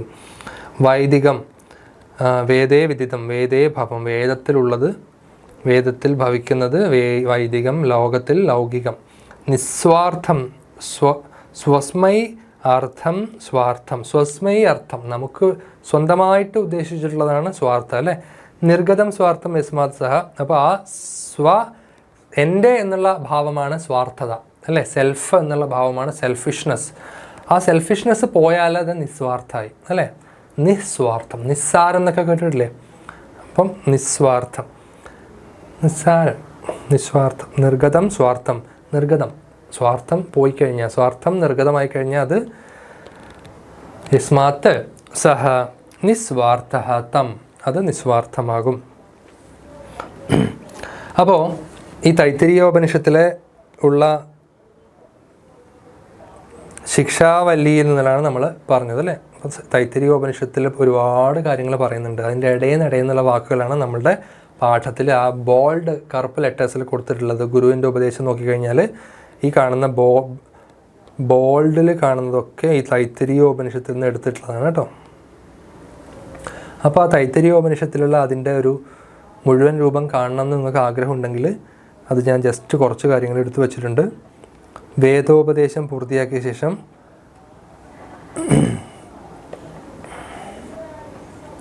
ആചാര്യൻ തൻ്റെ ശിഷ്യനോട് അനുശാസനം നൽകുന്നു. സത്യം വദ, സത്യം സംസാരിക്കുക. സ്വന്തം ധർമ്മത്തിൻ്റെ മാർഗത്തിൽ നടക്കുക, ധർമ്മം ചര. ധർമ്മത്തിന് ഇപ്പോൾ സനാതന ധർമ്മം എന്നൊക്കെ നമ്മൾ പറയാറില്ലേ, നമ്മുടെ ധാർമ്മികമായ, നമ്മുടെ റിലീജിയസ് ആയിട്ടുള്ള കാര്യങ്ങളെ നമ്മൾ ധർമ്മം എന്ന് പറയും. വേദങ്ങളുടെ സ്വാധ്യായത്തിൽ ഒരിക്കലും അലംഭാവം കാണിക്കരുത്. നമ്മൾ അറിവ് നേടുന്നതിന്, വേദം എന്ന വാക്കിന് അറിവ് എന്നാണ് അർത്ഥം. അപ്പോൾ നമ്മൾ അറിവ് നേടുന്നതിനും പഠിക്കുന്നതിനും മടി വിചാരിക്കാൻ പാടില്ല, ഉഴപ്പാൻ പാടില്ല. ആചാര്യന് അദ്ദേഹത്തിൻ്റെ അഭിലഷിതമായ ധനം നൽകിക്കഴിഞ്ഞാൽ നിൻ്റെ പുത്രപരമ്പരയുടെ ദീർഘസൂത്രം മുറിക്കരുത്, അതിനെ നിലനിർത്തണം എന്ന് പറഞ്ഞാൽ ഗുരുദക്ഷിണ കൊടുത്ത് നമ്മൾ വീട്ടിലേക്ക് എത്തിക്കഴിഞ്ഞാൽ, ഗുരുദക്ഷിണ കൊടുക്കുന്ന ഒരു രീതി ഉണ്ടല്ലോ, അപ്പോൾ അതെടുത്ത് ഇത് തൈത്തിരീയോപനിഷത്തിലെ ശിക്ഷാവല്ലീൻ്റെ കാര്യമാണ് പറയുന്നത് കേട്ടോ. നമ്മൾ വീട്ടിലെത്തിക്കഴിഞ്ഞ് നമ്മൾ ജീവിക്കും. അപ്പം നമ്മളുടെ പുത്രപരമ്പര ദീർഘസൂത്രം മുറിക്കരുതെന്ന് പറഞ്ഞാൽ നമ്മൾ പുത്രപരമ്പര നമ്മൾ മക്കളുടെ മക്കളുടെ മക്കളുടെ മക്കളേക്ക് നമ്മൾ ഈ അറിവും കാര്യങ്ങളൊക്കെ പകർന്നു കൊടുക്കണം അല്ലേ. അപ്പം നല്ല ഒരു അറിവുള്ള അച്ഛന് അറിവുള്ള മക്കളുണ്ടാവണം, അവർക്ക് അടുത്ത മക്കളുണ്ടാവണം. അങ്ങനെ ഒരു അറിവിൻ്റെ പാരമ്പര്യം ഉണ്ടാവാൻ വേണ്ടിയിട്ടാണ് നമ്മൾ ഉഴപ്പാൻ പാടില്ല എന്ന് പറയുന്നത്. സമൂഹം മുമ്പോട്ട് പോകണമെങ്കിൽ അറിവുള്ള ആൾക്കാരും നല്ല ബുദ്ധിയുള്ള ആൾക്കാരും വേണമല്ലോ. അപ്പോൾ കള്ളന്മാരുണ്ടാവാൻ പാടുണ്ടോ? പാടില്ല. സത്യത്തിൻ്റെ കാര്യത്തിൽ നീ അശ്രദ്ധനാകരുത്, നീ സത്യം മാത്രമേ പാലിക്കാവൂ, അതിൽ കെയർലെസ് ആവാനേ പാടില്ല. ഇപ്പോൾ നിങ്ങളിൽ എത്ര മക്കൾ സത്യം മാത്രം പറയുന്ന മക്കളുണ്ട് ഒന്ന് പറഞ്ഞേ, കമൻറ്റ് ചെയ്തേ. മാഷേ ഞാൻ സത്യം മാത്രമേ പറയാറുള്ളൂ എന്ന അടിയിൽ കമൻറ്റ് ചെയ്യും. നിൻ്റെ കർത്തവ്യങ്ങളിൽ അലസത കാണിക്കരുത്. ഇപ്പോൾ നമ്മളുടെ സർക്കാർ ഓഫീസുകളിലൊക്കെ ഒരുപാട് ആൾക്കാർ ഇരിക്കുന്നുണ്ടല്ലേ, അവരുടെ കയ്യിലാണ് നമ്മളുടെ പേപ്പറുകളൊക്കെ ഇരിക്കുന്നത്. അപ്പോൾ ആ ഓഫീസർ മടിയനാണെങ്കിൽ പേപ്പർ നീങ്ങൂല, ഈ ഫയൽ നീങ്ങൂല. അങ്ങനെ എത്ര ഫയലുകളാണ് നീങ്ങാണ്ട് കിടക്കുന്നുണ്ടാവുക. അപ്പോൾ ഈ ലോകത്തെ ഒരു മനുഷ്യനും മടിയനാവാതിരിക്കണം. എല്ലാവരും പ്രവൃത്തികൾ അവനവൻ്റെ ഡ്യൂട്ടി നന്നായിട്ട് ചെയ്യണം. ഇപ്പോൾ ഞാൻ മടി വിചാരിച്ചിരുന്നാൽ എൻ്റെ കാര്യങ്ങളൊക്കെ കഷ്ടത്തിലാവും അല്ലേ. അപ്പം നമ്മൾ സ്വന്തം കർത്തവ്യത്തിൽ നിന്ന്, ഈ പ്രകൃതിയിലെ എല്ലാ ജീവികൾക്കും ഓരോ ഡ്യൂട്ടി ഉണ്ട്, ആ ഡ്യൂട്ടിയിൽ നിന്ന് നമ്മൾ പുറത്തു പോകാൻ പാടില്ല, നമ്മൾ ഉഴപ്പാൻ പാടില്ല, അലസത മടി പാടില്ല. Don't be lazy. നൈപുണ്യത്തിൻ്റെ കാര്യത്തിൽ അശ്രദ്ധ കാണിക്കരുത്. നമ്മൾ നിപുണത, നമ്മുടെ സ്കില്ല്, നമ്മുടെ കഴിവ് നമ്മൾ വളർത്തണം, നമ്മൾ ഉഴപ്പാൻ പാടില്ല. സ്വന്തം ഉന്നതി, വികസനം, പരിശ്രമം എന്നിവയിൽ അശ്രദ്ധനാകരുത്. നമ്മുടെ സ്വന്തം ഉന്നതി, നമ്മുടെ കരിയർ, നമ്മുടെ ഹൈറ്റ്സ്, നമ്മുടെ ഉയർച്ച, നമ്മുടെ വികസനം, നമ്മുടെ ഡെവലപ്മെൻറ്റ്, പരിശ്രമം, അതിനു വേണ്ടിയിട്ടുള്ള ഹാർഡ് വർക്ക് അല്ലേ. ഒരു കോമ്പറ്റേറ്റീവ് എക്സാം വരികയാണെങ്കിൽ അതിനു വേണ്ടി കഷ്ടപ്പെട്ട് പഠിച്ചാലേ അതിൽ നിന്ന് റിസൾട്ട് ഉണ്ടാവുള്ളൂ. ഉഴപ്പാൻ പാടില്ല. വേദങ്ങളുടെ സ്വാധ്യായത്തിലും പ്രവചനത്തിലും ഒരിക്കലും അലംഭാവം കാണിക്കരുത്. നമ്മൾ അറിവ് പുസ്തകങ്ങൾ വായിക്കുന്നതിൽ ഉഴപ്പാൻ പാടില്ല, പഠിക്കുന്നതിലും ഉഴപ്പാൻ പാടില്ല. ദേവന്മാരോടും പിതൃപുരുഷന്മാരോടുമുള്ള നിൻ്റെ കർത്തവ്യങ്ങളിൽ അവഗണന കാണിക്കരുത്. നിൻ്റെ പിതാവ് നിനക്ക് ദൈവതുല്യനായിരിക്കണം, നിൻ്റെ മാതാവ് ദേവീ തുല്യയായിരിക്കണം. നീ ആരാധിക്കുന്നവരായി നിൻ്റെ ആചാര്യനെ ദൈവസമാനനായി സേവിക്കണം. വീട്ടിലെത്തുന്ന അതിഥിയെ ദൈവസമാനമായി ആദരിക്കണം. ലോകത്തിൻ്റെ മുമ്പിൽ കുറ്റാരോപണമില്ലാത്ത, നിന്ദനീയം അല്ലാത്ത പ്രവൃത്തികളെ നീ ശ്രമപൂർവ്വം അനുഷ്ഠിക്കണം. കണ്ടാൽ പിടിച്ച് പോലീസിൽ ഏൽപ്പിക്കാൻ തോന്നരുത്. അതായത് നമ്മൾ ചെയ്യുന്ന പണി കാണുമ്പോൾ നാട്ടുകാർക്ക് നമ്മളെ പിടിച്ച് പോലീസിൽ ഏൽപ്പിക്കാൻ തോന്നരുത്. നമ്മളെ കണ്ടാൽ പോലീസിൽ ഏൽപ്പിക്കാൻ തോന്നരുത്. നമ്മളെ കണ്ടാൽ നാട്ടുകാർ പറയണം നല്ല കുട്ടിയാണ് കേട്ടോ, കുഴപ്പമൊന്നുമില്ല, അവരെല്ലാം നല്ല വെറും മോശമാണെന്ന്, അങ്ങനെയൊന്നും നമ്മളൊന്നും ആരെ കൊണ്ടും പറയിപ്പിക്കരുത്. അപ്പോൾ നമ്മൾ ഈ പ്രായത്തിലേ എന്ത് ചെയ്യണം, നല്ല രീതിയിൽ ജീവിക്കണം. നിന്ദനീയമായ നാട്ടുകാർ അയ്യേ എന്ന് പറയുന്നതോ കുറ്റാരോപണം വരുന്നത്, നമ്മളെ പിടിച്ച് ജയിലിൽ കൊണ്ടുപോകുന്ന കാര്യങ്ങൾ, കുറ്റങ്ങൾ, കേസിലെ ക്രിമിനൽ കുറ്റങ്ങളോ ഒന്നും നമ്മൾ ചെയ്യാൻ പാടില്ല. മറ്റുള്ള പ്രവൃത്തികൾ ചെയ്യരുത്, മോശം കാര്യങ്ങൾ ചെയ്യരുത്. ഞങ്ങൾ ചെയ്ത സത്കർമ്മങ്ങളെ നീ ധർമ്മമായി അനുഷ്ഠിക്കണം. നമ്മൾ പഠിച്ചു, ഗുരുക്കന്മാർ ചെയ്ത നല്ല കാര്യങ്ങൾ മാത്രമേ ശിഷ്യന്മാർ അനുഷ്ഠിക്കാൻ പാടുള്ളൂ, പാലിക്കാൻ പാടുള്ളൂ. അതല്ലാത്തതൊന്നും ചെയ്യാൻ പാടില്ല. ഞങ്ങളെക്കാൾ ശ്രേഷ്ഠരും മഹത്വമുള്ളവരുമായ ബ്രഹ്മചാരികൾ വന്നാൽ അവർക്ക് ആസനം നൽകി ആദരിക്കുകയും തൃപ്തിപ്പെടുകയും ചെയ്യണം. അതായത് നമ്മളെക്കാളും അടിപൊളിയാണ്, നമ്മളെക്കാളും അറിവുണ്ട് നമുക്കൊരാളെ കണ്ട, പ്രായമുള്ള ഒരാൾക്ക് നമ്മൾ സീറ്റ് എഴുന്നേറ്റ് കൊടുക്കുന്ന പോലെ അറിവുള്ള ആളെ കണ്ട നമ്മൾ അവർക്ക് ഇരിക്കാൻ ചെയർ കൊടുക്കണം. പ്രായമുള്ള ഒരാൾ വന്ന് അവർക്ക് ഇരിക്കാൻ ചെയർ കൊടുക്കണം. വലിയ വലിയ ബ്രഹ്മചാരികൾ, സന്യാസികളൊക്കെ വരുമ്പോൾ അവരെ ബഹുമാനിക്കണം. അവരുടെ അറിവിനെയാണ് നമ്മൾ ബഹുമാനിക്കുന്നത്, അവരുടെ ആത്മാവിനെയാണ് നമ്മൾ ബഹുമാനിക്കുന്നത്. ഓക്കെ, നീ ശ്രദ്ധയോടെയും ബഹുമാനത്തോടെയും ദാനം ചെയ്യണം. അപ്പോൾ ദാനം കൊടുക്കുന്നതൊക്കെ കൊള്ളാം, ശ്രദ്ധിച്ചും കണ്ടും ദാനം ചെയ്യണം. അശ്രദ്ധയോടെ ഒരിക്കലും കൊടുക്കരുത്. ഒരു പാത്രത്തിൽ വെള്ളം ഒഴിച്ചു കൊടുക്കുകയാണെങ്കിൽ അപ്പുറത്ത് മൊബൈലിൽ റീല് കണ്ടുകൊണ്ട് വെള്ളം ഒഴിച്ചു കൊടുത്താൽ വെള്ളം താഴെ പോവും, പാത്രം അവിടെ ഉണ്ടാവും അല്ലേ. അപ്പോൾ ശ്രദ്ധിച്ചും കണ്ടും ആർക്കെങ്കിലും എന്തെങ്കിലും കൊടുക്കുക. നിൻ്റെ സമ്പത്തിനനുസരിച്ചായിരിക്കണം ദാനം. നമ്മൾ നേരത്തെ പറഞ്ഞു, നമ്മൾ ശ്രേയ എന്ന് പറയുന്നത്, നമ്മൾ പറഞ്ഞു ശ്രേയസ് സമ്പത്ത് എന്നർത്ഥമുണ്ട്. അപ്പോൾ സമ്പത്ത് നിൻ്റെ കയ്യിലുള്ളത് നോക്കിയിട്ട് വേണം കൊടുക്കാൻ. ആരിൽ കളഞ്ഞാലും അളന്ന് കളയണം. പാത്രം അറിഞ്ഞു വേണം ദാനം ചെയ്യാൻ. തല മറന്ന് എണ്ണ തേക്കരുത് അല്ലേ. അപ്പോൾ നമ്മുടെ കയ്യിൽ 1000 രൂപയേ ഉള്ളൂ എങ്കിൽ 1500 ദാനം കൊടുക്കാൻ പാടുണ്ട, അല്ലെങ്കിൽ 900 ദാനം കൊടുക്കാൻ പാടുണ്ട. പിന്നെ 100 രൂപ ഉള്ളൂ, നമുക്ക് പൈസ ഇല്ല. അപ്പോൾ നമ്മുടെ കയ്യിലുള്ളതനുസരിച്ച് കൊടുത്താൽ മതി അല്ലേ. ലജ്ജാഭാവത്തോടെയും വിനയത്തോടെയും ദാനം ചെയ്യണം. വളരെ വിനയത്തോടെ, പൊളൈറ്റായിട്ട്, എൻ്റെ വക പിടിച്ചോ, അങ്ങനെ അഹങ്കാരത്തിലൊന്നും ദാനം ചെയ്യാൻ പാടില്ല. ഭയഭക്തിയോടെയും ദാനം ചെയ്യണം. അല്ലേ, ഭയഭക്തി ബഹുമാനത്തോടെ ദാനം ചെയ്യണം. കരുണയും സഹാനുഭൂതിയും നിറഞ്ഞ മനസ്സോടെ ദാനം ചെയ്യണം. സിമ്പത്തറ്റിക്കായിട്ട്, എമ്പത്തറ്റിക്കായിട്ട്, സ്നേഹത്തോടെ വേണം ദാനം ചെയ്യാൻ.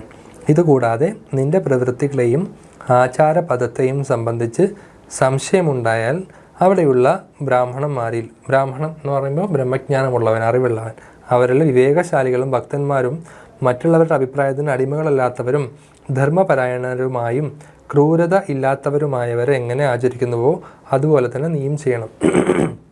വളരെ ഇമ്പോർട്ടൻ്റ് ആണ് മക്കളെ. എന്തെങ്കിലും ഒരു കാര്യം ചെയ്യുന്നതിൽ സംശയം വരികയാണെങ്കിൽ നമ്മൾ എന്ത് ചെയ്യണം? നമ്മുടെ ചുറ്റുമുള്ള അറിവുള്ള ആൾക്കാർ, അവരറിവുള്ള ആൾക്കാരായാലും മാത്രം പോരാ, ബ്രാഹ്മണരായ മാത്രം പോരാ, ബ്രഹ്മജ്ഞാനം അറിവുള്ളവരായാലും മാത്രം പോരാ, വിവേകശാലികളായിരിക്കണം, അറിവിൽ തന്നെ തിരിച്ചറിവുള്ളവരായിരിക്കണം, പിന്നെയോ ഭക്തരായിരിക്കണം. അവർക്ക് മറ്റുള്ളവരുടെ അഭിപ്രായത്തിന് അടിമകളാവാൻ പാടില്ല. അവർ ധർമ്മപരായണരായിരിക്കണം, ധാർമ്മികത ഉള്ളവരായിരിക്കണം, ക്രൂരന്മാരാവാൻ പാടില്ല, മനസ്സിൽ നന്മയുള്ളവരായിരിക്കണം. അപ്പോൾ പാവപ്പെട്ട നല്ല മനസ്സിന് ആർദ്രത ഉള്ള അല്ലേ, ക്രൂരന്മാർ, ദുഷ്ടന്മാരൊന്നാവാൻ പാടില്ല. അങ്ങനെയുള്ള അറിവുള്ള, തിരിച്ചറിവുള്ള, ബ്രഹ്മജ്ഞാനമുള്ള ആ സന്യാസിമാർ അല്ലെങ്കിൽ ആ അറിവുള്ള ഗുരുക്കന്മാർ അടുത്ത് നീ പോയിട്ട് നിൻ്റെ സംശയം വരുമ്പോൾ അവരുടെ അടുത്ത് പോയിട്ട് അവർ പറയുന്ന പോലെ ചെയ്യുക, അല്ലെങ്കിൽ അവർ ആചരിക്കുന്ന രീതിയിൽ നീ ചെയ്യുക. അതുപോലെ ഒരാൾ മറ്റുള്ളവരാൽ കുറ്റാരോപിതനും കുറ്റവാളിയെന്നും പ്രഖ്യാപിക്കപ്പെട്ടിട്ടുണ്ടെങ്കിൽ പോലും അവൻ്റെ കാര്യത്തിൽ വിവേകശാലികളും ശ്രദ്ധാവാന്മാരും മറ്റുള്ളവരുടെ അഭിപ്രായത്തിൽ നയിക്കപ്പെടാത്തവരും ധർമ്മപാലനം അതിൽ തന്നെ നീ വേണം.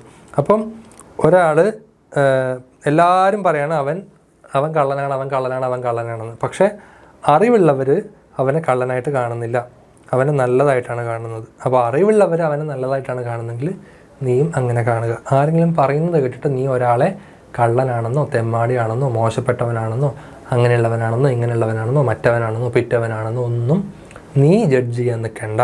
നിൻ്റെ അനുഭവത്തിൽ വരുന്നത് വരെ ശരിക്കും ബുദ്ധിയുള്ളവർ അവനെ എങ്ങനെയാണെന്ന് നോക്കിക്കാണും, നീ അതുപോലെ നോക്കിക്കണ്ടാൽ മതി.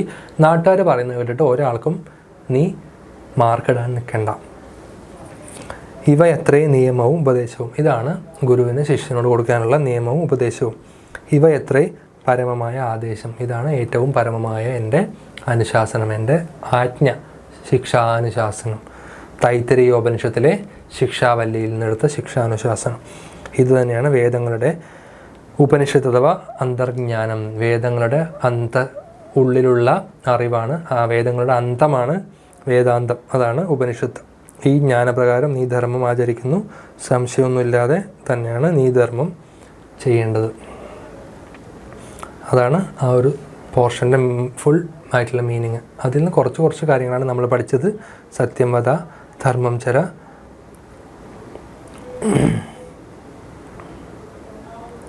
സ്വാധ്യായാന്ന പ്രമദിതവ്യം, ധർമാന്ന പ്രമദിതവ്യം, മാതൃദേവോ ഭവ, പിതൃദേവോ ഭവ, ആചാര്യദേവോ ഭവ, അതിഥിദേവോ ഭവ. ഇതൊക്കെ ഒരു പേപ്പറിൽ എഴുതി വെക്കണം കേട്ടോ. യാന്യസ്മാകം സുചരിതാനി താനി ത്വയോപാസ്യാനി യാന്യനവദ്യാനി കർമാണി താനി സേവിതവ്യാനി നോ ഇതരാണി. ശ്രദ്ധയാദേയം അശ്രദ്ധയാദേയം ശ്രിയാദേയം ഹ്രിയാദേയം ഭിയാദേയം സംവിദാദേയം യേശാദേശഃ യേശോപദേശഃ ഏതനുശാസനം. ഇത്രയും നമ്മുടെ പറഞ്ഞു. ഇത്രയാണ് ആ ചാപ്റ്ററുള്ളത്. പഠന പ്രവർത്തനങ്ങളിൽ പാഠഭാഗസ്ഥം ആചാര്യ ശിഷ്യയോഹോ സംഭാഷണം ഭാവാനുസാരം. അവർ തമ്മിലുള്ള കോൺവെർസേഷൻ അവതരിപ്പിക്കുക. ഉദാഹരണാനുസാരം ക്രിയാപദം പരിവർത്തിയ ലിഖതു. ഉദാഹരണം കൊടുത്തിട്ടുണ്ട്, നോക്കി എഴുതുക. ഭവാൻ സത്യം വദതു. അത് ത്വം ആവുമ്പോൾ ത്വം സത്യം വദ. തൂ പോയി അല്ലേ. ഭവാൻ സത്യം വദതു, ത്വം സത്യം വദ. ഭവാൻ ധർമ്മം ചരതു, ത്വം ധർമ്മം ചര. ഭവാൻ ആയുഷ്മാൻ ഭവതു, ഭവാൻ സമ്യക് പഠതു. അത് നോക്കി അതുപോലെ എഴുതുക. വിവിധാനാം സംസ്ഥാനാം തേഷാം ധ്യേയവാക്യാനാം ച പട്ടികാം കരോതു. അപ്പോൾ നിങ്ങൾക്കറിയാം ഒരുപാട് സംസ്ഥകൾ, ഒരുപാട് സ്ഥാപനങ്ങളുണ്ട്, സംസ്ഥകളുണ്ട്. അപ്പോൾ ഒരുപാട് ഇൻസ്റ്റിറ്റ്യൂഷൻസ് ഉണ്ട്. അപ്പോൾ ഈ ഇൻസ്റ്റിറ്റ്യൂഷൻസിനൊക്കെ ധ്യേയവാക്യം നമ്മൾ എഴുതുക. ധ്യേയവാക്യം എന്ന് പറയുമ്പം അതിൻ്റെ മോട്ടോ അല്ല, അതിൻ്റെ ലൈൻ. ഇപ്പോൾ യൂണിവേഴ്സിറ്റി ഓഫ് കേരളയുടെ എന്താണ്?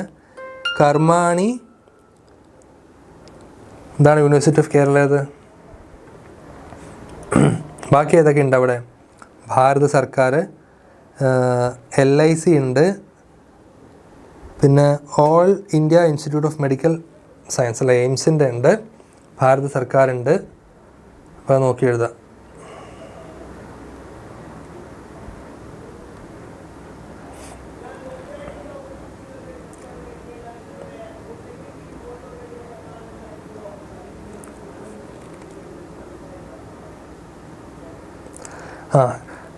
കർമ്മണി വ്യജ്യതേ പ്രജ്ഞ എന്നാണ് അല്ലേ. കർമ്മണി വ്യജ്യതേ പ്രജ്ഞ ആണ് കേരള യൂണിവേഴ്സിറ്റിൻ്റെ. Okay, university of Kerala.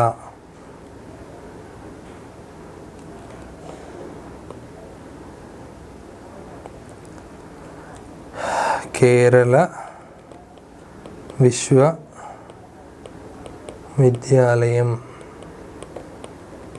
Kerala യൂണിവേഴ്സിറ്റിൻ്റെ എന്താണ്? കർമ്മണി വ്യജ്യതേ പ്രജ്ഞ എന്നാണ്. പിന്നെ ഏതാ ഉള്ളത്? ഭാരത സർക്കാരുണ്ട്, നിങ്ങൾക്കറിയാം. സത്യമേവ ജയതയുണ്ട്. All India Institute of Medical Science, എയിംസിൻ്റെ എന്താണ്?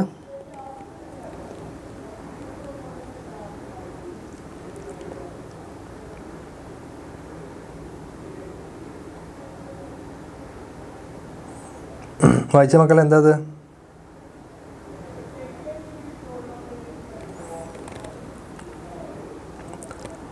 ശരീരമാദ്യം ഖലു ധർമ്മ സാധനം. നമ്മൾ ഒരുപാട് കേട്ടിട്ടുള്ളതാണല്ലേ.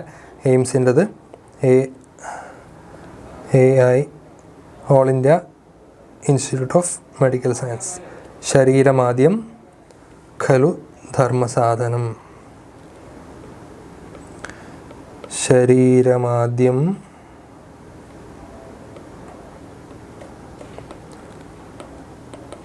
ഖലു ധർമ്മ സാധനം. പിന്നെ യോഗക്ഷേമം വഹാമ്യഹം എന്നുള്ളത് LICൻ്റെ ഇവിടെ കൊടുത്തിട്ടുണ്ട്. യോഗക്ഷേമം വഹാമ്യഹം. അപ്പോൾ ഇങ്ങനെയുള്ളതൊക്കെ കണ്ടുപിടിച്ച് എഴുതാനാണ് പറഞ്ഞത്. നിങ്ങൾക്ക് ഈസി ആയിട്ടത് കണ്ടുപിടിക്കാവുന്നേ ഉള്ളൂ അല്ലേ. നമുക്ക് ജസ്റ്റ് ധ്യേയവാക്യങ്ങൾ എന്നോ പിന്നെ മോട്ടോസ് എന്നൊക്കെ ജസ്റ്റ് ഗൂഗിൾ ചെയ്ത് കഴിഞ്ഞാൽ ഇഷ്ടംപോലെ കിട്ടും. അത് നിങ്ങളൊരു ഹോംവർക്കായിട്ട് ചെയ്തു വെക്കുന്നതാണ്. പിന്നെ സൂചന അനുസരിച്ച് ലഘുപന്യാസം എഴുതുക. വൈദിക സാഹിത്യം, വേദാംഗങ്ങൾ, ഉപനിഷത്ത്, സംസ്കൃത സൂചനകൾ, ധ്യേയവാക്യങ്ങൾ, ആ സൂചനകളൊക്കെ ചേർത്ത് ഒരു ലഘു ഉപന്യാസം എഴുതുക, ഒരു ഷോർട്ട് എസ്സേ എഴുതുക എന്നാണ് പറയുന്നത്. പിന്നെ വേദാംഗങ്ങളുടെ ഉപനിഷത്തുക്കളുടെ പട്ടിക എഴുതുക. വളരെ ഈസിയാണ്. വേദങ്ങൾ എത്ര ഉണ്ടെന്ന് നിങ്ങൾ ഒരുപാട് കാലമായി കേൾക്കുകയാണ്. ഏതെങ്കിലും വേദത്തിൻ്റെ പേര് പറയാൻ പറഞ്ഞാലും നിങ്ങൾക്കറിയാം. നിങ്ങൾ ഉടനെ ഏത് പറയും? സാമവേദം നാവിരുണത്തിയ സ്വാമി എന്നെ അല്ലേ സ്വരപൂജാമലരാക്കി തീർക്കണേ. അപ്പോൾ വേദങ്ങളുടെ പേര് പറയാൻ പറഞ്ഞാൽ നിങ്ങൾക്കറിയാം 4 വേദങ്ങളാണുള്ളത്. അതിൽ ആദ്യത്തെ വേദമാണ് ഋക്കിനെ നമ്മൾ ഋഗ്വേദം എന്നാണ് പറയുക അല്ലേ. ഋക്ക് എന്ന് പറഞ്ഞാൽ എന്താണ്? ഋഗ്വേദം. പിന്നെ രണ്ടാമത്തത് സാമവേദം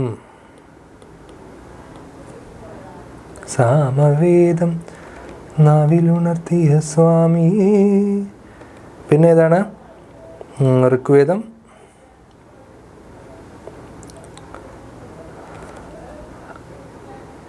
അഥർവവേദം.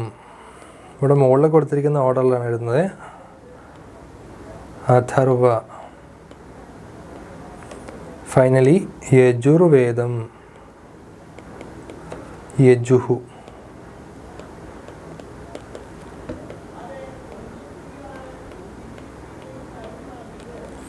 യജുർവേദം. ഓക്കെ.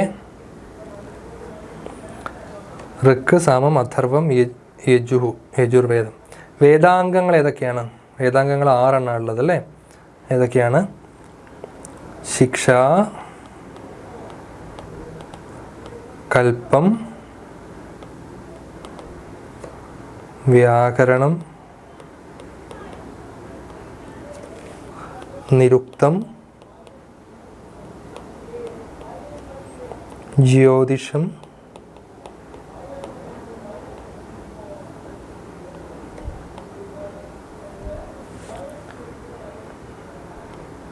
ഛന്ദ. എത്ര വേദ അംഗങ്ങളാണുള്ളത്? വേദാംഗങ്ങൾ 6 എണ്ണം ഉള്ളത്. ഏതൊക്കെയാ?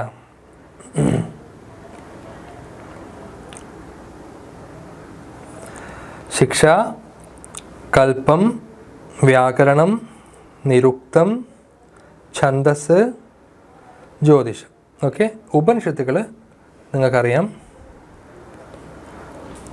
പ്രശ്നോപനിഷത്ത്,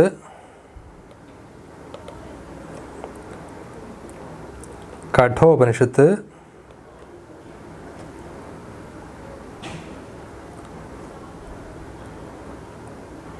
ശരിക്കും 108 ഉണ്ട്, 10 എണ്ണമാണ് പ്രധാനം. അപ്പോൾ ഉപനിഷത്തിൻ്റെ യു എന്ന് എഴുതാം കേട്ടോ. ഛാന്തോക്യോപനിഷത്ത്, ഐത്തരിയോപനിഷത്ത്, തൈത്തരിയോപനിഷത്ത്, മാണ്ഡൂക്യോപനിഷത്ത്, മുണ്ടകോപനിഷത്ത്, കേനോപനിഷത്ത്, ഈശോപനിഷത്ത്, ബൃഹദാരണ്യകോപനിഷത്ത്, കഠോപനിഷത്ത്, പ്രശ്നോപനിഷത്ത്. എത്ര യു ആയി? 1 2 3 4 5 6 7 8 9 10. 10 ഉപനിഷത്തുകൾ കൊടുത്തിട്ടുണ്ട്. ഓക്കെ, മനസ്സിലായോ? പിന്നെ അധിക വിസ്തരമായിട്ട് എന്താ കൊടുത്തിട്ടുള്ളത്?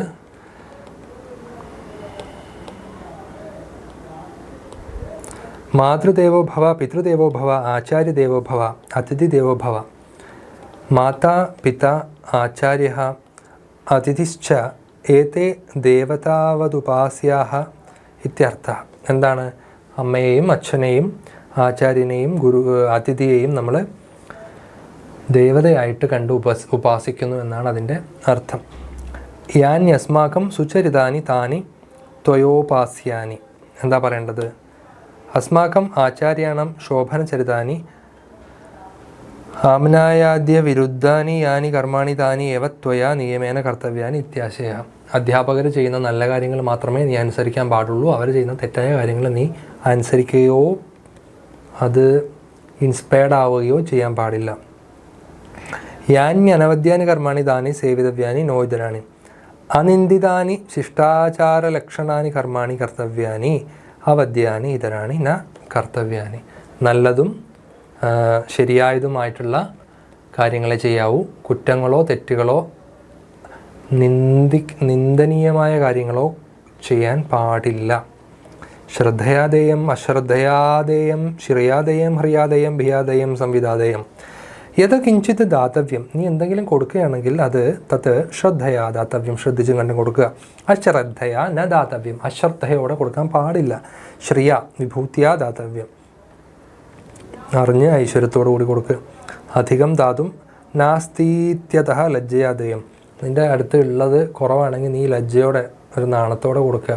എന്താണെന്ന് വെച്ചാൽ ഒരുപാട് കൊടുക്കാനില്ലെങ്കിൽ ലേശേ ഉള്ളൂ, 10 റുപ്യേ ഉള്ളൂ, എന്നാൽ പിന്നെ ഒന്ന് നാണിച്ചങ്ങോട്ട് കൊടുക്കുക. ന്യൂനം ജാതം വാ ഇതി ഭീത്യാദേയം, കുറച്ച് കുറവാണ്, കയ്യിലുള്ളത് കുറവാണെന്നുള്ളൊരു ബോധത്തോടുകൂടി ഭയത്തോടുകൂടി വേണം കൊടുക്കാൻ. സംവിധാദേയം മൈത്രിയാധികാരിയാണ് സംഭാഷയാദേയം, ഒരു ബുദ്ധിയോടുകൂടി സ്നേഹത്തോടുകൂടി ഒരു സൗഹൃദം എന്ന കാര്യം ഊട്ടിയുറപ്പിക്കുന്ന രീതിയിൽ മാത്രം, ആ ഒരു ബന്ധത്തിന് ഊട്ടിയുറപ്പിക്കുന്ന രീതിയിലുള്ള കൊടുപ്പ് മാത്രം കൊടുക്കുക. കർത്തരി കർമ്മണി പ്രയോഗം കൊടുത്തിട്ടുണ്ട്. മയാ കിം കരണീയം കർത്തരി അഹം കിം കരവാണി കർമ്മണി പ്രയോഗമാണ്. ശബ്ദകോശത്തിൽ അവദ്യം ദോഷയുക്തം എന്ന് പറയുമ്പോൾ ദോഷത്തോട് കൂടിയതാണ്. അവദ്യം എന്ന് പറയുമ്പോൾ ദോഷത്തോട് കൂടിയത്. ആലസ്യം എന്ന് പറയുമ്പം തന്ത്രാമടി. തപഃ തീവ്രയത്ന കഠിന പ്രയത്നം. തിക്തരസ രസവിശേഷ കൈപ്പരസം. തൃഷ്ണ അഭിലാഷ ആഗ്രഹം. ദുകൂലം കൗശേയം പട്ടുവസ്ത്രം. നിസ്സാരം സാരരഹിതം കഴമ്പില്ലാത്ത. പരഹ അന്യഹ മറ്റൊരാൾ. പിപീലിക പീലക ഉറുമ്പ്. പുരാണം പ്രാചീനം പഴയത്. മൂഢ അജ്ഞ അറിവില്ലാത്തവൻ. ലുബ്ധ അഭിലാഷയുക്ത കൊതിയുള്ളവൻ. വൽക്കലഹ വൃക്ഷത്വക്ക് മരവുരി. വിചികിത്സ സന്ദേഹ സംശയം. മക്കളെ, സംശയത്തിന് ഒരു പുതിയ വേർഡ് പഠിച്ചോളൂ. വിചികിത്സ, സംശയം നിങ്ങൾക്കറിയാം, സംശയ എന്ന് എഴുതാം. സന്ദേഹ സന്ദേഹം എന്ന് എഴുതാം. വിചികിത്സ എന്ന് എഴുതാം, സംശയം, ഡൗട്ടിനൊരു പുതിയ വേർഡ്. അപ്പോൾ മാഷെ എനിക്കൊരു ഡൗട്ടുണ്ട് എന്ന് പറയുമ്പോൾ വിചികിത്സ ഉണ്ട് എന്ന് പറയാം. ഓക്കെ. വിമുഖ വിരത പിന്തിരിഞ്ഞവൻ. വൈനതേഹ നിങ്ങൾ പഠിച്ചാണ്, ഗരുഡനാണ്. ശമഃ വികാരരാഹിത്യം നിർവികാരതയാണ് ശമം. സംവിത്ത് സംഭാഷണം. സന്തഃ സജ്ജനാഹ സജ്ജനങ്ങൾ. സമീക്ഷ്യ സന്ദൃശ്യ കണ്ടിട്ട്. സഹസാ ഝടിതി പെട്ടെന്ന്. ഹ്രീ ലജ്ജ ലജ്ജയോടെ കൊടുക്കുക.